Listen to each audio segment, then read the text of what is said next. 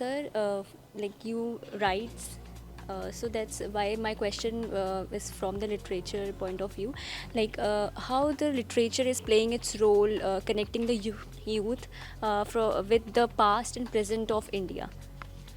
See, it is only literature that can connect you to your past. What else is there? There's archaeological evidence, but that archaeological evidence has to be interpreted. It has to be set into a particular perspective. There has to be an overview of that. You have to process it. All that is done, and a book results. So, books are absolutely essential because without books, neither you can go back into the past nor can you project a future.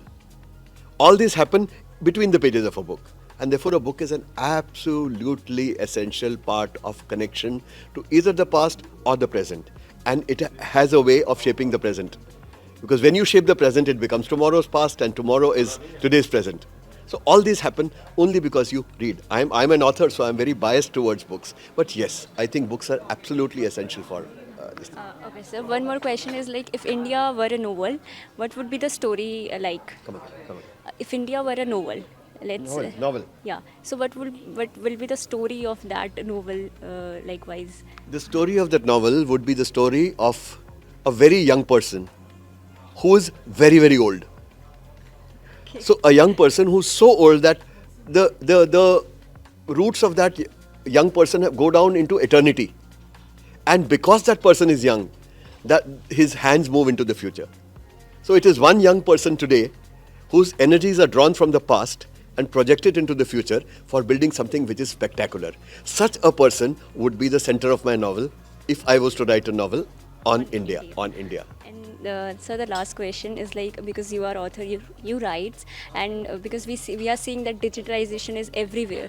So like, do you still believe like books have a upper hand over the digital things? Like we nowadays we get books, soft copies are there. So like, what's your opinion on that? No, are we talking of books? Are we talking of just reels and pictures? What do you want me to talk? See, books can be available in any format. They could be on your mobile, they could be on your Kindle, or they could be on as a hard copy. Hard copy. I think the impact would be the same. It is a personal choice as to what particular element you want to use for reaching that particular destination. If you ask me, a book has to be a hard copy. I am not in favor of soft copies. I have a Kindle which has some 400 odd books, but my 1600 book collection of hard copies are my jaan. Why? Because when I'm reading on a Kindle, it is just a screen. And you have so many screens you are exposed to all the time. So all screens after a while begin to look the same. But when I pick up a book, it has weight, it has content, it has color, it has character, it even has an aroma.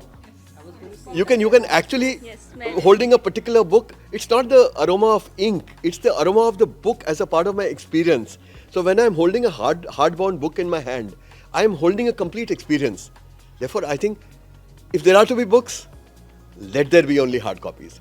Again, as an author, let me tell you that this whole electronic revolution about books is grossly overdone.